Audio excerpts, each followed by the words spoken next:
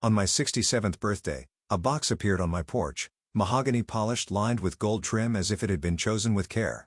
No return address, just a card with 2 words, "Happy Birthday." But I knew that handwriting, my daughter Emily's. We hadn't spoken in years. Inside the box were 10 Cuban cigars, rare and extravagant, the kind a father might once have bragged about to his friends. Except Emily never cared that I quit smoking 2 years ago, after pneumonia nearly stole my breath. She never asked about my lungs. She never asked about me. So I handed the cigars to Richard Hale, her father-in-law and old friend who still smoked. I thought maybe, just maybe, it was Emily's way of remembering me again. But the next day, Richard collapsed gasping for air. The doctor said it wasn't an illness, it was poison. And in that moment, the truth cut deeper than the disease ever had. My daughter hadn't remembered me. She had only remembered what she stood to gain when I was gone. Don't forget to subscribe to the channel and comment where you're watching from. The hospital smelled of antiseptic and fear. I stood beside Richard's bed watching the rise and fall of his chest as machines clicked and hummed. Tubes ran from his arms. Monitors blinked. He was alive, but barely. His wife sat in the corner, her hands shaking around a styrofoam cup of coffee. "Jack," she whispered, her voice breaking. "They said it wasn't his heart. They said it was something he smoked." My stomach twisted. The image of that mahogany box flashed in my mind. Emily's handwriting, the cigars. I gave them to him, I admitted quietly. They came to me first. Her eyes widened, horrified. "You, then?" She didn't finish the sentence. She didn't need to. I left the hospital that night with more questions than answers. The November air cut through my jacket as I walked to my truck. Every breath burned a little like the memory of my pneumonia years ago. I hadn't touched tobacco since. Emily knew that. Or she should have. Why would she send them? Why now after years of silence? At home, I set the empty mahogany box on the kitchen table. The gold trim glimmered under the light, mocking me. I picked up the card again, just 2 words. "Happy Birthday." No signature, no warmth, just handwriting I couldn't mistake. Sharp, deliberate, like Emily herself. Memories pressed in on me, her as a little girl, hair in braids, laughing as she ran across the yard. The way she used to sit on my lap while I smoked a cigar on summer evenings pretending she was drawing maps on my chest with her finger. That child was gone. In her place stood a woman I barely recognized, one who hadn't called me dad in years. I sat there until midnight staring at that box. The house was quiet, too quiet. Since her mother passed, silence had become my only companion. Finally, I picked up the phone. The next morning, I walked into the local police station. Detective Morales, a woman in her 40s with sharp eyes and a voice that carried authority, met me in the lobby. "You're saying your daughter sent you cigars and the man who smoked them is in the ICU?" she repeated, raising an eyebrow. "Yes." My voice was steady, but inside I was trembling. "Doctor said it wasn't an illness. Said it was poison. And that box," I slid it across her desk. "That's where they came from." She studied it carefully, lifting the lid, sniffing the wood. Then she leaned back. "We'll run tests. But Mr. Carter, this is a serious accusation. Are you sure your daughter sent them?" "I know her handwriting," I said coldly. "A father never forgets." Morales nodded slowly, jotting something in her notebook. "We'll need to confirm." That night I couldn't sleep. Every creak of the house felt like a whisper. Every shadow seemed to carry her face. I sat in my recliner staring at the ceiling wondering when exactly Emily had stopped being my daughter and started being whatever she was now. At 2 a.m. the phone rang. It was Richard's wife. "They say he's stable," she said, relief flooding her voice, but they confirmed it wasn't natural. "The doctors think it was something in the cigar." My heart sank. I thanked her and hung up. I walked to the porch lit by the weak glow of the security lamp and looked out at the dark yard. The night was silent except for the distant bark of a dog. I clenched the railing with both hands. "Emily, why would you try to erase me?" 2 days later, Detective Morales called. "We ran tests," she said. "The cigars were laced with aconitine. It's a rare plant toxin, extremely lethal even in small doses." I said nothing. "Mr. Carter," she continued, "is there any reason your daughter would want you dead?" The question echoed in my chest. Images flickered: Emily asking about my pension years ago, her casual remarks about my life insurance. The way she distanced herself after her marriage, only reaching out when money was involved. "She has her reasons," I murmured. Morales' tone sharpened. "We need to hear them." Later that week, Emily called. Her voice was sweet. Too sweet. "Did you get my gift?" I froze, gripping the receiver until my knuckles whitened. "Yes, I did." She hesitated, then asked, "Did you try one?" "No," I said evenly. "I gave them to Richard." A long pause, then a laugh high and brittle. "Well, I suppose that works too." Something in her tone sent chills down my spine. After we hung up, I sat in silence for a long time, replaying every word. The next Sunday, I drove past her house. I told myself it was a coincidence that I was just taking the long way home. But when I saw her car in the driveway, shiny and new, I couldn't help but wonder how much of that was bought with patience and how much with calculation. In the window, I saw her silhouette laughing with her husband. She looked happy, carefree, as if she hadn't just sent her father a box of death. I didn't knock, I just sat there in the truck until the sun dipped behind the trees, then drove away. That night I pulled out the old folder where I kept my financial documents, life insurance policies, the deed to the house, retirement savings, all neatly filed. I stared at the papers, suddenly aware of how much they meant not to me, but to her. She hadn't asked about my health in years, but she'd asked about these. About beneficiaries. About coverage amounts. Maybe she hadn't forgotten me. Maybe she had been planning for me to be gone. The weeks that followed were a blur of police visits, hospital updates, and sleepless nights. Morales pressed me for details, dates, conversations, anything that could tie Emily to intent. I gave her everything I remembered. Meanwhile, Richard slowly recovered. Though his voice was weaker, his laugh quieter. One afternoon I visited him. "You're lucky, Jack," he rasped, trying to smile. "If you hadn't quit smoking, we'd be planning your funeral instead of mine." I forced a smile, but my heart felt heavy. Lucky, that's what they called it. But luck had nothing to do with it. It was survival. And survival, I realized, would require more than luck. It would require patience. Because Emily had made her move. Now it was my turn. When Detective Morales asked me why my daughter might want me dead, I didn't answer right away. How do you explain years of silence, of slights that seem small in the moment but cut deeper over time? How do you put into words that the little girl you once carried on your shoulders now looks at you like an obstacle instead of a father? I sat there in her office staring at the dull beige walls and thought back to the last real conversation Emily and I had before it all fell apart. It was 3 years ago, not long after her wedding. She came to my house, her husband in tow, both of them dressed, sharp smiles, too wide. They sat at my kitchen table where her mother used to lay out Sunday dinners and slid a stack of papers across to me. "Dad," Emily said, her voice sugary. "We found a house. It's perfect for us. We just need a little help with the down payment." I remember looking at those papers, the numbers printed bold, more zeros than I'd ever seen in my own savings account. "Emily," I said, calm but firm, "I can't give you that kind of money. Not all at once. I'm retired. I live on a fixed income." Her smile faltered. Her husband Daniel leaned forward, his tone sharper. "But you have assets, the house, your pension, the life insurance. You don't even need all of it." I stared at him, then at her. "That money is for my medical bills, for me to live. And one day, yes, whatever's left will go to you. But not now. Not like this." Emily's face hardened in a way I'd never seen before. "You're saying you'd rather cling to your savings than help me build a life?" I wanted to tell her it wasn't about clinging. It was about survival. But in that moment, I realized she didn't see me as her father anymore. She saw me as a vault that wouldn't open. She left that day without hugging me, without even looking back. Back in Morales' office, I finally said, "She asked me for money once. I couldn't give it. She didn't forgive me." Morales tapped her pen thoughtfully. "People kill for less." Her words were clinical, detached, but they stabbed me all the same. That night, I sat on the porch with an old blanket draped over my shoulders, listening to the wind rattle the trees. Pneumonia had left me weaker lungs, scarred every breath, a reminder that my time was already shorter than most. I thought about Emily's gift, the cigars, and the truth was inescapable. She wasn't just impatient, she was done waiting. But I couldn't stop thinking about the little girl she used to be. I remember one Christmas when she was 8. Money was tight. I could only afford one real gift, a used bicycle I'd found at a garage sale and repainted in the garage late at night. When she saw it, her face lit up like fireworks. She hugged me so tight my ribs ached. "It's perfect, Daddy," she whispered. "How does a child who once clung to you like that grow into a woman who signs your death warrant with her handwriting?" A week later, Morales called again. "We can't prove who laced the cigars," she said. "No fingerprints, no DNA, just your word about the handwriting." "My word is enough," I snapped. "Not in court," she said, voice steady. "Not yet." The line went quiet, but her words lingered like smoke. I drove to the cemetery the next day. My wife's grave was there, the headstone weathered but clean. I knelt brushing leaves from the base and whispered, "Martha, I don't know what happened to her. I don't know how our little girl turned into this." The wind answered for her, cold and empty. That evening, I decided to test Emily. I dialed her number, my hand trembling on the receiver. "Emily," I said when she answered. "Dad." Her tone was smooth, careful. "I was just thinking about you." "Were you?" I asked. "Of course. How are you feeling?" Did you enjoy your birthday? I paused. I did. Though it was nearly my last.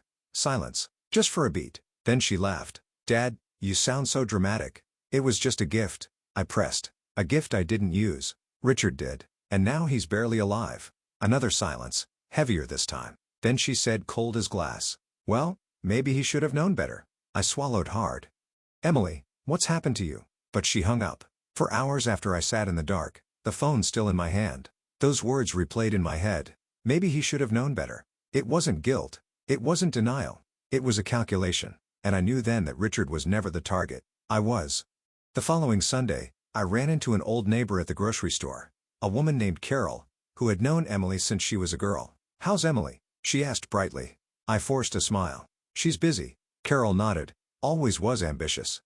I saw her last week, you know. Drove by in a new car. Must be doing well. I clenched my teeth. Of course she was doing well. She'd married into money, charmed her way into a wealthy family. But still she wanted more. My more. That night, I pulled out my will. I hadn't updated it in years. Emily was still listed as the sole beneficiary. My chest tightened. I couldn't change the past, but I could decide the future.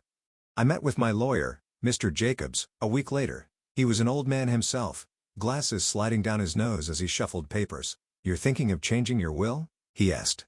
Yes. My voice was steady, effective immediately. He looked at me carefully. May I ask why I didn't answer directly? Instead I said, because the person I trusted to care for me one day has already tried to bury me. Jacobs blinked, then nodded slowly. Understood. Who do you want listed instead? I thought for a long moment. Richard came to mind. His family. Maybe even a foundation. Anyone but her. Not Emily, I said finally. Anyone but her. The twist came that same evening. As I drove home from Jacob's office, headlights flared in my rearview mirror. A car was tailing me too close, too steady. I turned onto a side street. The car turned too. My pulse quickened. I pulled into my driveway watching as the car slowed at the corner then disappeared. Coincidence maybe, but in my gut I knew better. That night I dreamed of the bicycle again. The one I painted red for Emily when she was 8. Only this time in the dream she rode it away from me and never looked back. When I woke the sun was just rising. My house felt colder than ever. I poured myself a cup of coffee and sat at the table staring at the mahogany box still sitting there empty but heavy with meaning. Emily had played her hand, but she didn't know mine. Not yet. And as I sipped the bitter coffee I made myself a quiet promise I would not let her win. Not with my money. Not with my life. Not with my name. The morning after I changed my will, I found a note slipped under my front door. No envelope, just a folded sheet of paper with my name scrawled across the top. Dad, it read. I think we should talk. Emily. The handwriting was the same sharp, deliberate style as on the cigar box. My stomach tightened. She hadn't left me a birthday card out of love. She'd left me a trap. And now she wanted to meet. For a moment, I considered tearing the note in half. But another thought crept in. Maybe this was the opening I needed. Not to reconcile, but to see her clearly without the filters of memory or nostalgia. So I called her. Her voice was honeyed, cautious. Dad, I'm glad you called. You wanted to talk, I said. Yes, dinner tomorrow night. Neutral ground. Neutral ground. That phrase struck me, as if she were negotiating with an enemy not inviting her father. Still I agreed. The next evening I drove to a small Italian restaurant on the edge of town. She was already there sitting by the window, a glass of wine untouched in front of her. She looked every bit the successful daughter, perfect hair, tailored dress, a diamond on her hand that could blind a man in sunlight. Dad, she said with a practiced smile, you look good. I sat folding my hands to hide their tremor. You wanted to talk. Yes. She leaned forward. I feel terrible that we've been distant. Life is short. I don't want regrets. Her words were smooth, but her eyes flicked to my watch, to the pen in my pocket, to anything that glittered. I nodded slowly. Regrets. She sipped her wine, then said softly, you know, Dad, I've been worried about you. Living alone. What if something happens? You should think about arrangements to make things easier. There it was. The play. I've already thought about it, I said. I just updated my will. For the first time, her mask cracked. A flicker of panic, then gone. Oh, well, that's good, she said too quickly. That's responsible. I held her gaze. You don't need to worry about me, Emily. I've taken care of everything. Silence stretched between us, taut as a wire.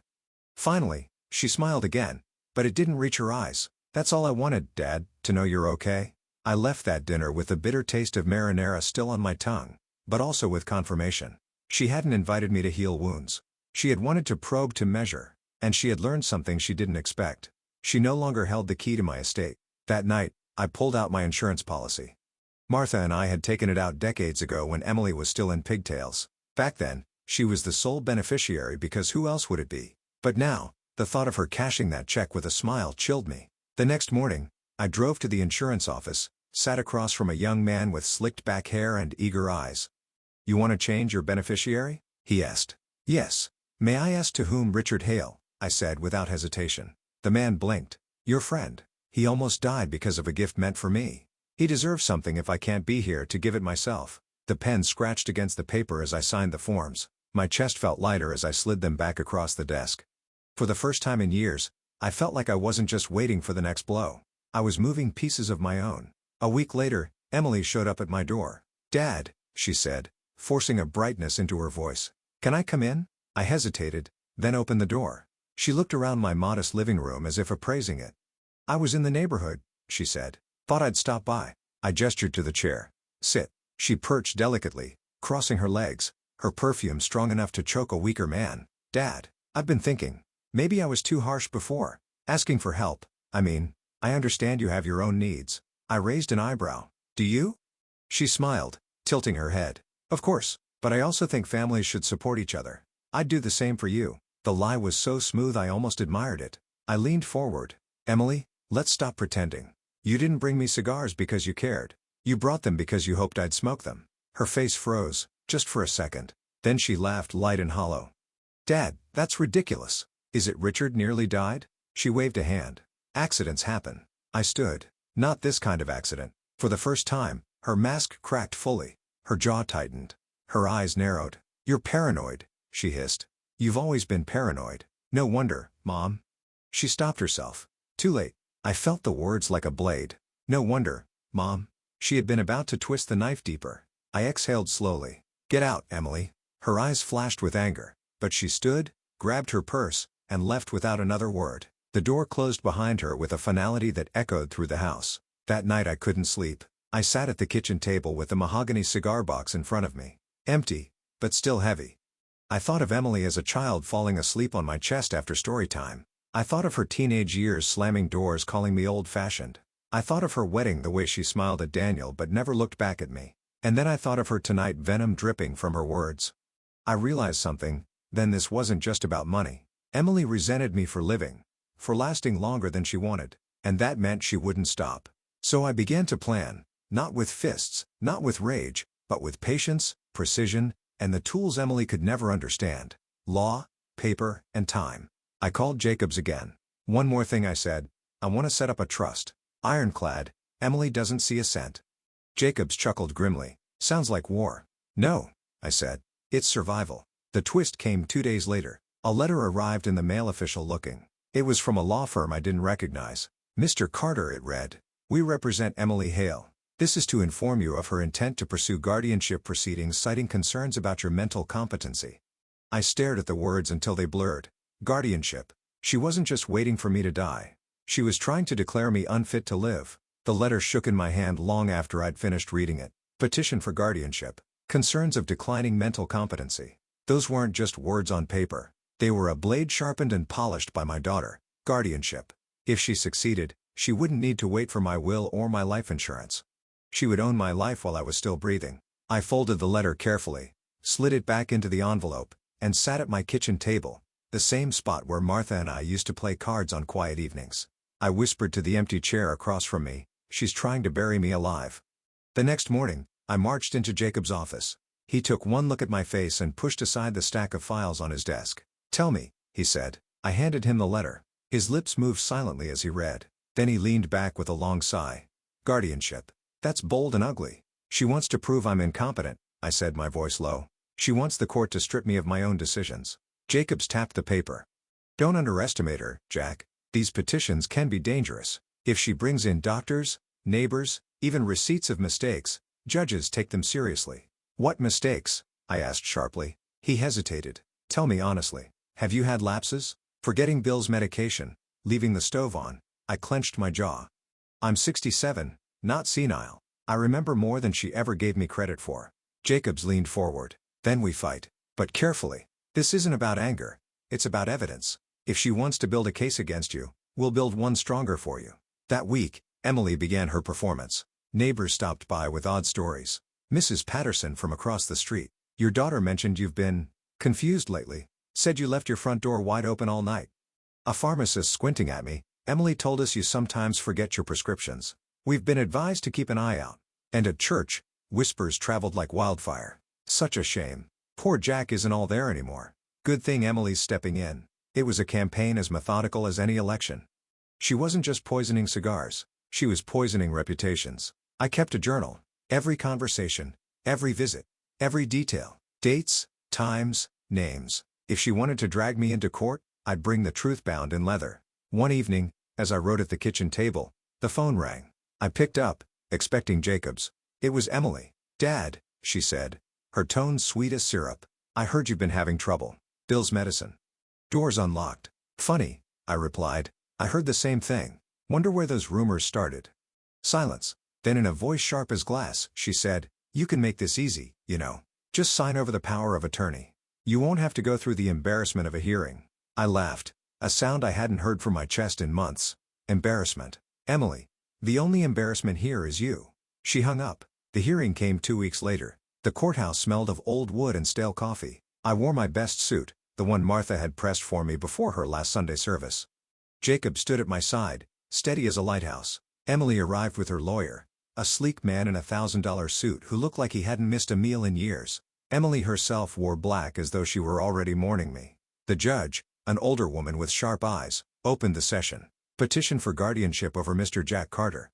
Ms. Hale, you may begin. Emily rose gracefully. Your Honor, my father has been declining. He forgets basic tasks, leaves his home unsecured, neglects his health. I fear for his safety. She gestured to her lawyer who produced papers and affidavits. Testimony from neighbors, records from his pharmacy, even statements from family friends. Whispers filled the courtroom. The judge turned to me. Mr. Carter, how do you respond? I stood slowly, the weight of every year in my spine but none in my voice. Your Honor, I may not be young, but I am not incompetent. I have managed my home, my finances, and my health with more care than my daughter ever managed her marriage. Gasps rippled through the room. Emily's face flushed red. I held up my leather journal. I have documented every interaction since she began this campaign. Dates, times, exact words. Neighbors pressured. Pharmacists misled. A slander machine designed not to protect me, but to control me. Jacob stepped forward, handing the judge copies of my will, updates, my insurance changes, and my medical records, all neatly in order. This is not a man incapable of managing his affairs. This is a man targeted by greed. The judge skimmed the papers, her brow tightening. Then she looked at Emily. Ms. Hale, it is unusual for a daughter to seek guardianship of a parent who maintains this level of organization and independence. I see more evidence of calculation on your part than decline on his. Emily's lawyer tried to object, but the judge silenced him with a look. Petition denied, she declared. The gavel struck like thunder. Outside the courtroom, Emily cornered me. Her mask was gone now, replaced by a sneer. You think this is over? She hissed. You think one ruling will stop me? I met her eyes steady and calm. It won't stop you, Emily, but it will slow you down. And every day you waste chasing my death, I'll be living. Her lips trembled with rage. You'll regret this. No, I said, stepping past her. You will. That night I sat on my porch, the cool air brushing my face. For the first time in months, I breathed without the weight of suspicion pressing against my chest. But peace was fleeting, because I knew Emily. She didn't accept defeat, she adapted. And as the stars blinked overhead, I realized the war wasn't over. It had only shifted battlefields. If she couldn't take me through the court, she would find another way, and I had to be ready. The envelope looked ordinary, but ordinary things often carry the deepest cuts. I slid it open with my old pocket knife, the one Martha had given me for our 10th anniversary. Inside was a letter from my bank. Confirmation of transfer, it read. Property deed reassigned, signature verified. My hand froze on the page. Transfer signature. I hadn't signed a thing. I pulled the paper closer, studying the scrawled name at the bottom. It was mine, or at least it pretended to be. The loops, the curves, they mimicked decades of checks and receipts. But it wasn't my hand. It was hers, Emily. She had forged me. I drove straight to the bank, gripping the steering wheel so hard my knuckles burned white. The branch manager, a young man with perfect hair and no sense of history in his eyes, greeted me with a smile that faded as soon as I laid the letter on his desk. I never authorized this, I said, my voice flat. That is not my signature. He studied it, then glanced at me nervously. Mr. Carter, it went through all verification channels. The notary confirmed it. We even have a witness statement. Witness? I asked. Who? He shuffled papers. Your daughter, Emily Hale. I let out a bitter laugh. So, the witness to my signature was the very person who forged it. His face paled. Sir, if that's true, it is true. And if this bank doesn't reverse it immediately, you'll be defending yourself in court alongside her. Back in Jacob's office, I dropped the letter on his desk. He adjusted his glasses, scanning every word. She's clever, he muttered. Forgery, false witness, notary manipulation. This isn't a desperate child, Jack. This is calculated fraud. I nodded grimly. She wants me stripped bare. If guardianship failed, she'll starve me out instead. Jacobs leaned back. We can fight this, but we'll need proof beyond handwriting. Financial forensics, paper trails, the kind of details most people overlook. Details, I repeated softly. That's where I live. That night I opened the old filing cabinet in my study. Decades of documents meticulously kept. Martha used to tease me about my obsession with keeping receipts from as far back as the 70s. But now, every slip of paper felt like a soldier in an army I'd been quietly building my whole life. I laid out samples of my true signature mortgage payments, tax returns, even the card I'd signed for Martha's last hospital admission. Then I compared them to the forgery. The difference was subtle but fatal. I pressed harder at the tail of my K. Emily's version trailed off weak and uncertain. My T always crossed with 2 deliberate strokes. Hers sagged like a tired branch. To a stranger it was close enough. To me it was a stranger wearing my face. The next day, Jacobs and I sat across from a forensic handwriting expert. She was a small woman with eyes that saw too much. She examined the signatures with a magnifier tracing every line. This isn't yours, she said finally. Not even close. It's deliberate mimicry. But the tremors in the strokes, she was anxious under pressure. Whoever forged this was trying to be perfect, and in trying, revealed themselves. Jacob smiled grimly. That's what I needed to hear. We'll subpoena the notary records too. If Emily roped someone into this, we'll drag them into the light. I thought I was prepared, but nothing prepared me for the confrontation that came a week later. I was walking back from church when Emily's car pulled up beside me. She rolled down the window, her smile sharp as a blade. Dad, she called. Need a ride? Or are you still capable of walking on your own? I kept moving. She pulled alongside, persistent. Why are you fighting me? Do you want to spend your last years drowning in bills and paperwork and hospitals? I stopped turning to face her. I'd rather drown with dignity than float on your mercy. Her eyes flashed. You think the court will believe you over me? I'm younger? Sharper. I have connections. You have old papers and your word. Old papers, I said, stepping closer to her window, and a truth that doesn't fade. That's all I need. She leaned in, her voice a hiss. You should have just signed it over willingly. You're only delaying the inevitable. And then with a smirk, she drove off tires, spitting gravel like venom. That night, I couldn't sleep. I sat by the window watching the shadows stretch across my lawn. I thought of Martha, of her steady hand sorting bills. Her voice calming me when numbers felt like enemies.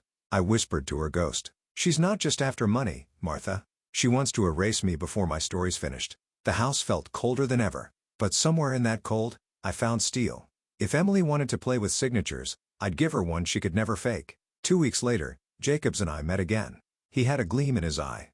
We've got her, he said. The handwriting expert is ready to testify. And the notary, he cracked, said Emily paid him under the table to rubber stamp the documents. I let out a long breath. So it's fraud, black and white. Fraud and conspiracy, Jacobs said. Enough to sink her if we press charges. Not yet, I replied. Jacobs frowned. Not yet, Jack. She's trying to ruin you. I leaned forward, my voice steady. And she'll try again. If we strike too soon, she'll find another angle. I want her to be overconfident. I want her to believe she's winning.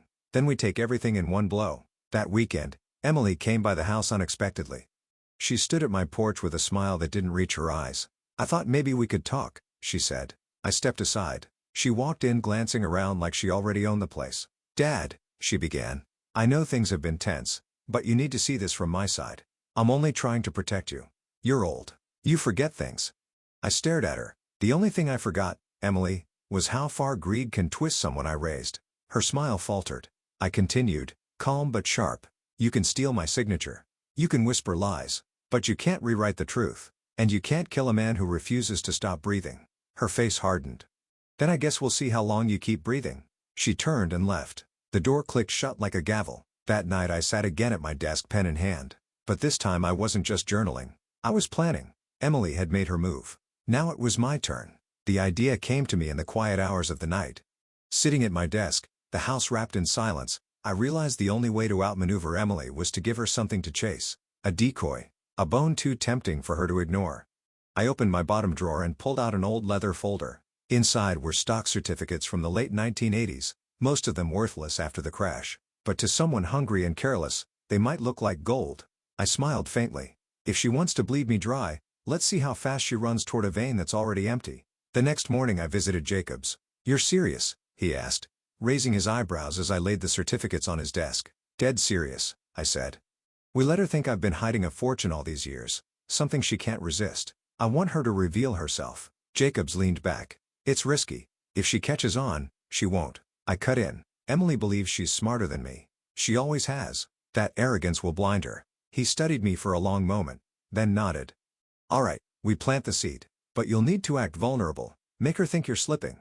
I gave a cold smile. "That won't be hard. She already sees me as half gone." That weekend, Emily came by again, this time uninvited. She carried a bag of groceries, performing the role of a dutiful daughter. "Thought you could use some help," she said, setting them on the counter.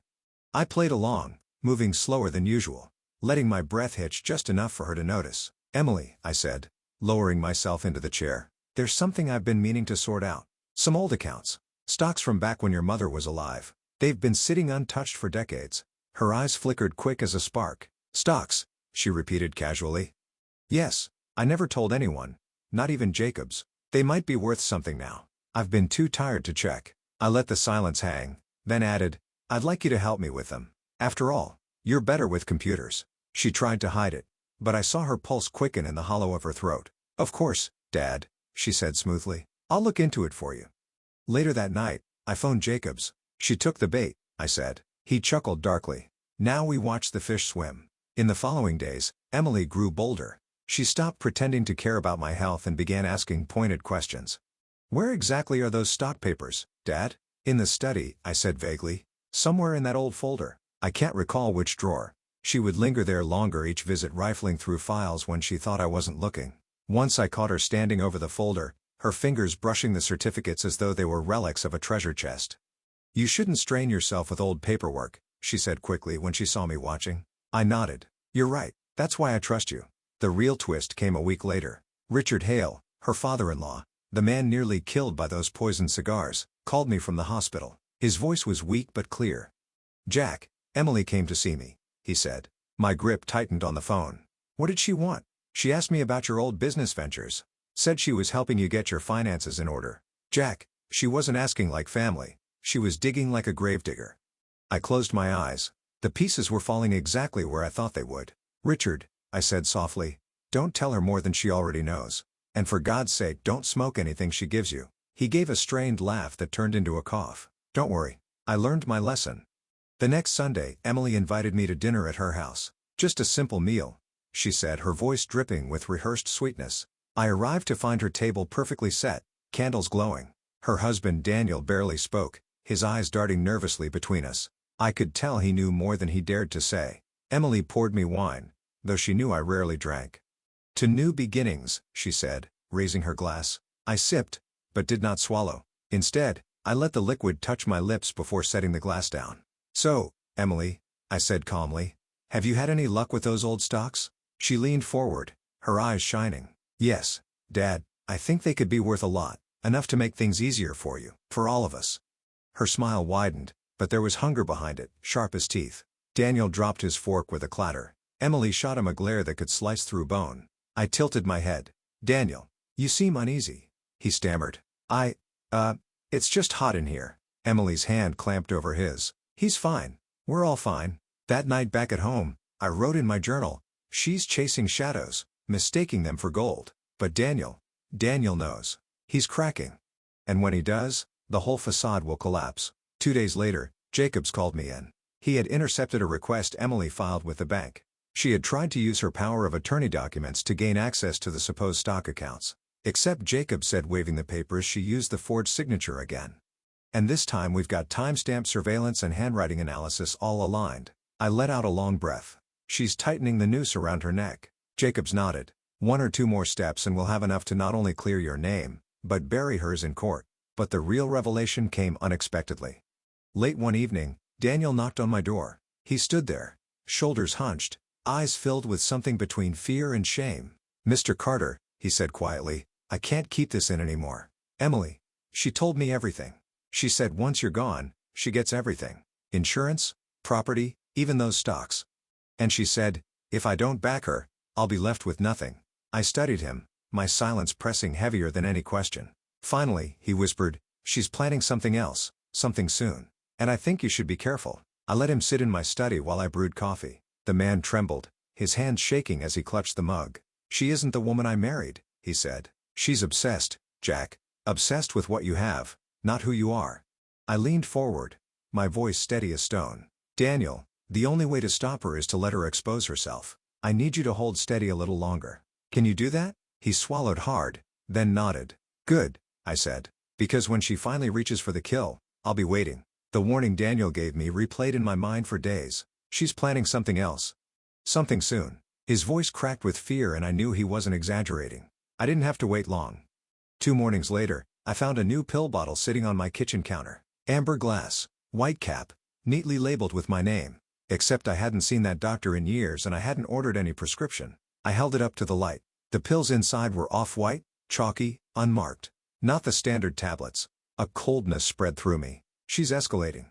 Instead of discarding it, I slipped the bottle into an envelope and drove it straight to Jacob's. He didn't even open it. "We'll run a test. Don't touch another one."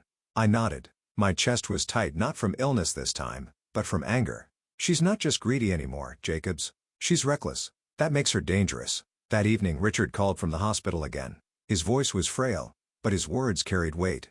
"Jack," he rasped, "Emily came again. Asked about your insurance. Pressed me to tell her if you still had policies active. She said the word payout." I closed my eyes. Insurance. So that was her angle. She wanted me gone officially legally so she could collect. "Richard," I said firmly, "do not meet her alone again. Ever." He chuckled weakly. "Don't worry. Next time I'll let the nurses send her out." I spent that night at my desk writing in my journal, the lamplight trembling over the page. How did I get here? A daughter who once clung to my hand at the zoo begging for ice cream. A girl who cried when I left for business trips.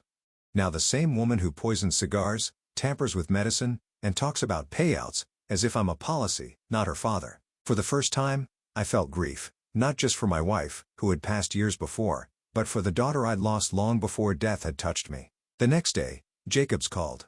His tone was sharper than usual. "The pills," he said, "came back positive. Rat poison.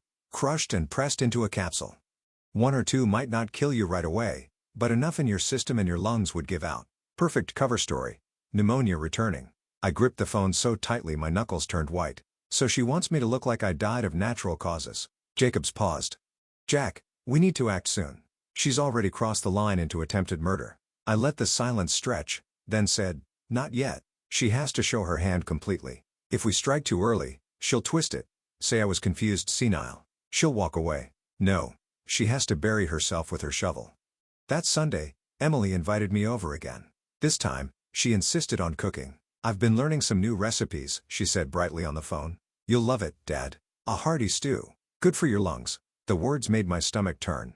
At Jacob's urging, I alerted the police. Quietly, they agreed to place a recording device on me, hidden in my jacket button. They also wired a small camera in my glasses, undetectable. I felt absurd, like an old man playing spy games. But then I thought of Richard collapsing, gasping for air, of Daniel trembling at my doorstep, of the pill bottle on my counter, and absurdity vanished, replaced by resolve.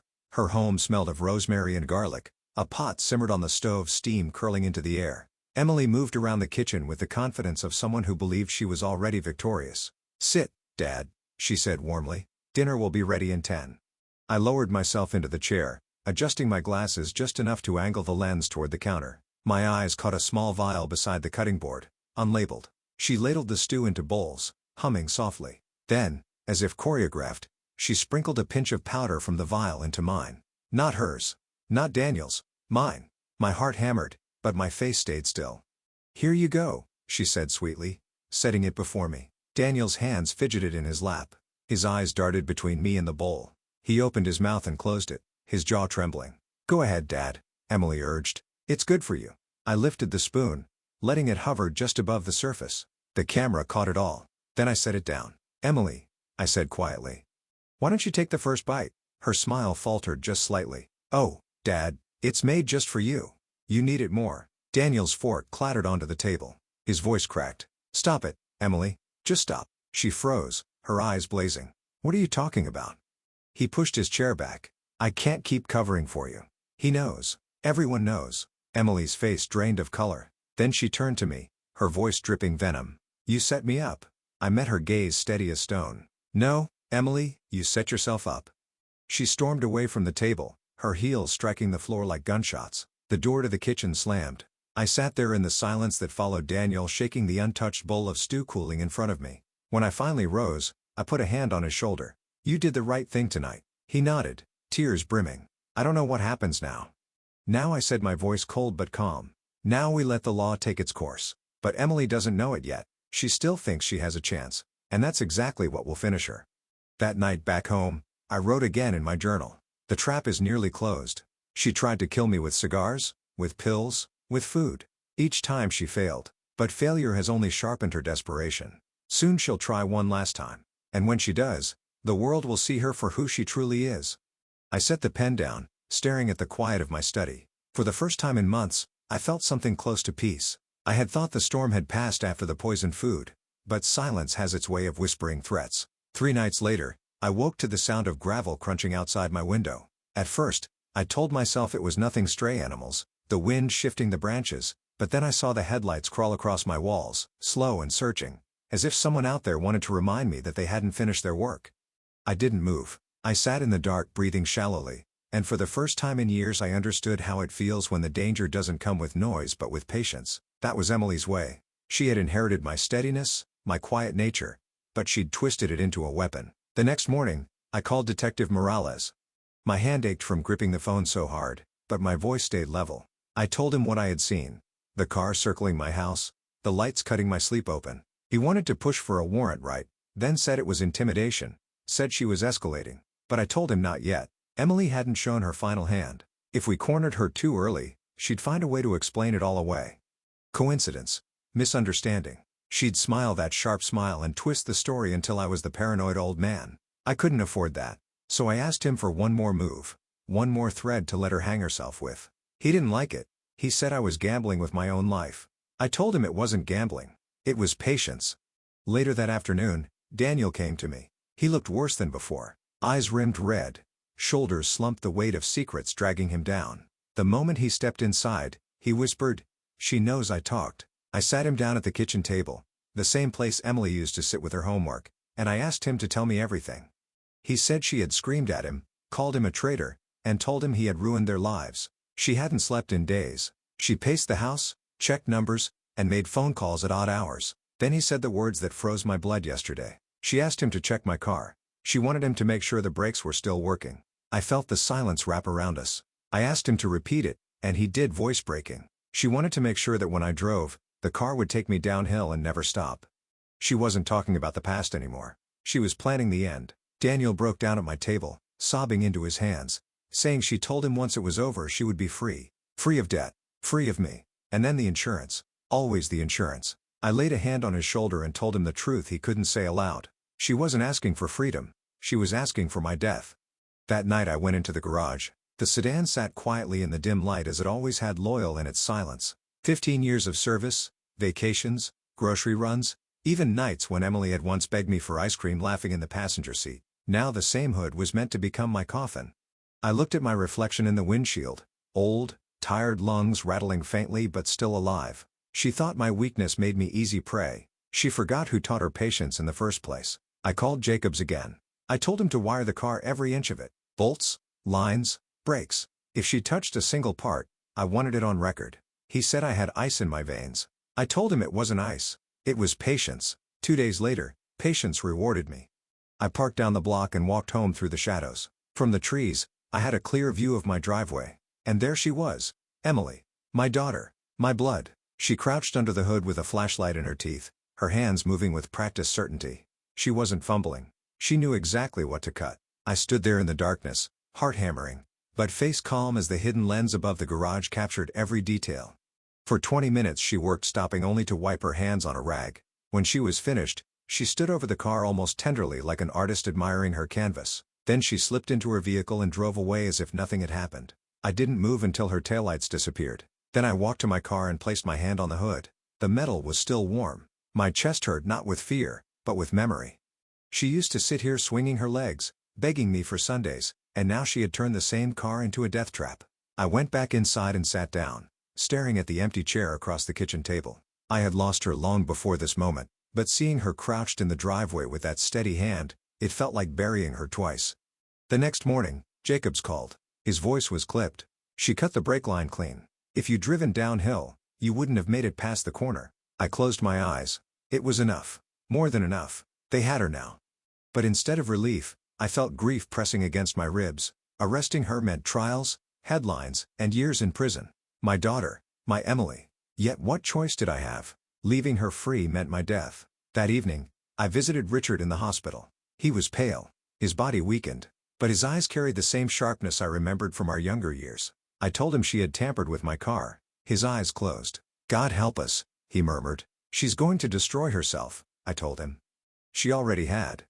He looked at me long and hard, then asked if I would testify against my daughter. I clenched my fists. I told him that if it was the only way to stay alive, I would. But more than survival, I wanted her to see the truth, to face what she had become. The following morning, Daniel returned, his face hollow, his voice scraped raw. He said she was waiting for me to drive that day. She believed it was over, that the car would finish what she started. He said she told him once it was done, she would finally breathe again.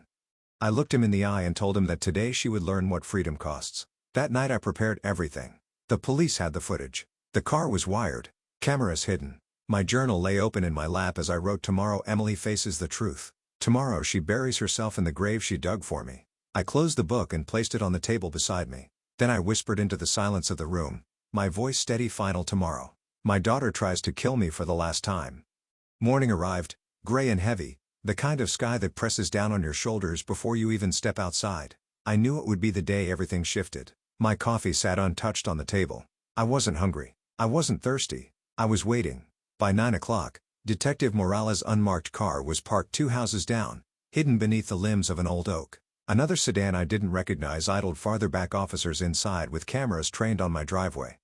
Every move had been rehearsed, every angle prepared. All I had to do was play my part, an old man stepping into his car, unaware of what waited beneath the hood. But I wasn't unaware. I was wide awake. I dressed carefully. A pressed shirt, slacks, the leather shoes Emily had once given me for Father's Day. They had scuffs, now creases across the top, but I wore them anyway. I wanted her to see them, to remember that once she had been capable of love. When I stepped outside, the air smelled damp, almost metallic. My hands didn't shake. I walked to the car as if I were heading to the grocery store. As I opened the driver's side door, I glanced across the street. Emily's car had just turned the corner, crawling slowly toward me, her posture stiff behind the wheel. She parked half a block away. Too far to greet me, but close enough to watch. Her eyes locked on me. I sat in the driver's seat, the leather cold beneath me. For a moment, I let myself remember the early years. Emily in the passenger seat, hair tangled by the wind, laughter spilling from her mouth as we drove with no destination. I let that image linger because I knew it was about to die. Then I turned the key. The engine roared smooth and steady. I eased the car forward just a few feet, enough to prove the point. And that's when the trap closed. Jacob's cruiser came alive, lights flashing, siren piercing the quiet street. The officers moved with precision, boxing her in before she had time to react. Emily's head jerked around her face, frozen between confusion and fear. She tried to start the car again, but the door was wrenched open. Her body pulled out, her arms pinned behind her back. "Emily Hale, you're under arrest for attempted murder." The officer's voice boomed. Her scream split the morning, not words, just raw, jagged sound.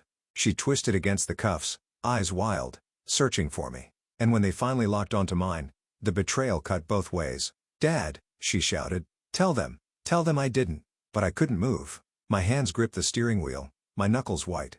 For a second, I almost wanted to believe her, to erase the footage, to burn the evidence. But then I remembered Richard gasping for air. I remembered Daniel's trembling voice. I remembered the brake line cut clean. I opened the door and stepped onto the driveway. My voice carried farther than I expected, steady, unbroken. "Emily, I said you tried to kill me." Her face collapsed as if the weight of those words finally broke something inside her. She didn't fight anymore. She sagged against the officers, staring at me with a mixture of rage and despair. The neighbors had begun to gather, murmuring from their lawns, pulling out their phones. I hated it, the spectacle of it all, but there was no hiding now. My private war had spilled into daylight. At the station, Jacobs walked me through the paperwork. The footage was solid. The cigars traced back to her. Daniel's testimony filled the gaps. She would face charges: attempted murder, conspiracy, reckless endangerment. The words sounded clinical, too clean for what she had done. But they carried weight. They meant accountability. That night alone in my kitchen, I poured myself a glass of water and stared at the empty chair across from me. The silence was worse than before. At least when she was free I could imagine she might walk through the door again.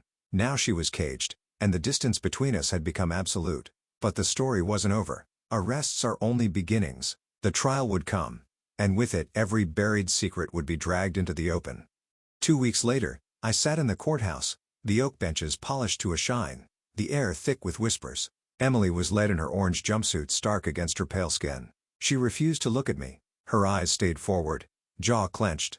Daniel sat behind me, shoulders hunched, his guilt hanging like smoke. The prosecutor laid out the evidence in calm, methodical strokes: the poisoned cigars, the brake line footage, the bank statements showing her debt, the insurance policy naming her as beneficiary. Each piece fell into place like stones in a grave. Her lawyer tried to paint me as paranoid delusional, a sick old man inventing stories to punish his daughter, but when the footage rolled, she crouched beneath my hood flashlight. In her teeth, the room went still. Even her lawyer had no words. Emily finally spoke. Her voice cracked, but her words were sharp. "I didn't want to kill you. I just wanted to be free." The prosecutor pressed free from what Miss Hale and Emily's eyes flicked to me at last. From him, from always being second, from never being enough. He gave everything to everyone else, his friends, his job, his causes, but not to me. Never to me. Her words hit harder than the evidence, because buried inside the venom was a fragment of truth. I hadn't always been the father she needed.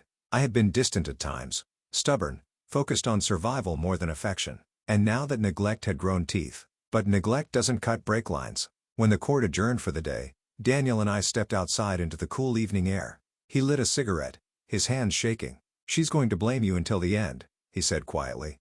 I nodded, "And I'll carry it, because it's mine to carry. But her choices, those are hers alone." That night's sleep didn't come easily. Every creak of the house felt like her footsteps. Every gust of wind is like her whisper. I walked the room, slowly touching the furniture, the photographs, the remnants of a family I thought would outlast me. And I wondered, not for the first time, if survival was victory or just another form of punishment. The trial stretched on. Witnesses called. Experts testified. Neighbors recounted strange visits, late-night arguments, whispered threats. Each day, the weight pressed heavier on my chest. And yet, through it all, I stayed. Because I had to. Because truth demanded a witness. When I took the stand, the courtroom hushed. I told them everything. The cigars Richards collapsed, the poisoned air in his living room, the car crouched in my driveway with my daughter's hands inside its heart. My voice didn't tremble. I didn't cry. I spoke as though I were writing my will. And when I stepped down, I caught Emily's eyes one last time. For a flicker I saw not rage, not hate, but fear, as if she finally understood the gravity of what she had done. The gavel struck, echoing like thunder. Court adjourned. Tomorrow, the verdict would come. I walked outside into the fading light, the courthouse steps cold beneath my shoes. The world felt suspended, as if holding its breath. Tomorrow would bring closure or another storm. But tonight I stood between past and future, an old man stripped bare by betrayal, waiting for justice to decide if it still remembered my name. The day of the sentencing felt colder than any winter I'd lived through. The courthouse smelled faintly of dust and disinfectant, but beneath it was the sour tang of nerves and endings. Emily stood only a few feet away from me in the defendant's chair, wrists trembling though she kept her chin lifted. My daughter, the child I once carried on my shoulders, the girl who used to press her tiny hand into mine, was now waiting for a judge to decide how many years she would lose. When the sentence came, 15 years with the possibility of parole after 12, she barely flinched. But her eyes darted once toward me. For a moment I thought I saw the little girl who once cried when her doll broke, who begged me to fix it. But it vanished as quickly as it came, replaced by a hollow stare, as if she had already locked herself away from this world. The gavel fell. The officers took her arms. Chains rattled softly as she was led away. I didn't move. I didn't speak. I just watched the back of her head, the same dark hair her mother once had, until the courtroom doors swallowed her whole. People expected me to feel triumph, closure, maybe even relief. Instead, I felt the weight of years pressing harder. Justice had been served. Yes. But justice does not hug you at night. Justice does not call you on your birthday. Justice does not erase the echo of betrayal in your blood.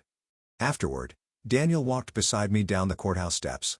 He said nothing at first. Then quietly, "Dad, do you think she ever loved us? Or was it always about the money?" I paused, staring at the gray stone steps beneath my shoes. "She loved us once," I said, voice low. "But somewhere along the line, she started loving what she thought she was owed more than who we were." Daniel swallowed his throat tight. He wanted to say more. I could feel it, but the words caught in his chest. Sometimes the silence between father and son says more than any speech. The weeks that followed felt strange, hollow. The house was quiet again, too quiet. I found myself waking early making coffee for no one, setting out 2 mugs before realizing there was only me. The absence of Emily's voice, whether angry, distant, or sweet, rang louder than any presence ever could. But life does not pause out of respect for your grief. It moved steadily, relentlessly. Bills needed paying. The porch steps still creaked. The garden weeds didn't wait for me to mourn. So I began tending to them. I repaired the porch with my own hands. It took me 3 afternoons, hammer echoing in the silence. Each strike felt like an answer to the question, what do I do now? Then I planted tomatoes, peppers, and a row of beans. My hands sank into the soil, black and cool. Dirt under your nails is a simple grounding thing. It doesn't ask who betrayed you or why. It just asks for water, sun, and patience. And in return, it gives you something alive. Neighbors noticed. Mrs. Turner from across the street waved one morning, then brought me soup. She sat with me on the porch, talking about her late husband. How grief never truly leaves, but it becomes lighter when shared. For the first time in months, I felt seen, not as the man whose daughter tried to kill him, but simply as Jack, her neighbor. Richard Hale, meanwhile, was recovering. The poison had nearly ended him, but he was stubborn. One afternoon I saw him crossing my yard, leaning on a cane. He sat beside me without a word. His face was pale, but his eyes were sharp. "I owe you my life," he muttered. I shook my head. "You don't owe me. We were both victims of the same box." He chuckled dryly, coughed, then said, "Funny thing about almost dying, makes you notice small mercies. This breeze, for instance." We sat there in silence, listening to the leaves tremble in the wind. Survivors don't always need words. Sometimes we just need the quiet company of someone who understands. Daniel visited often. At first out of worry, I think. He'd find me in the garden, sleeves rolled, dirt on my hands. "You're working too hard," he'd say. "Work is what keeps me breathing," I replied. One evening, after helping me stake the tomatoes, he lingered. His voice broke the twilight silence. "Dad, do you ever think about forgiving her?" I leaned on the shovel, sweat dripping down my temple. "Forgiveness isn't a switch, son. It's a slow erosion. Right now the wound's too raw. But maybe one day, maybe," he nodded, jaw tight. I could see the conflict in him.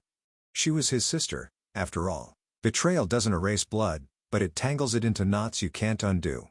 Time passed. Months slid into seasons. The tomatoes ripened sweet and red. The porch no longer groaned under my steps. I started volunteering at the local community center, fixing chairs, teaching kids how to sand wood, and reading aloud when their parents couldn't. There was something about those children, wide-eyed, hungry for attention, that tugged at a place inside me. Maybe it was guilt, maybe redemption, maybe both. Emily once sat with those same wide eyes, waiting for me to notice her. I did, but not enough, and I'll carry that truth until my last breath.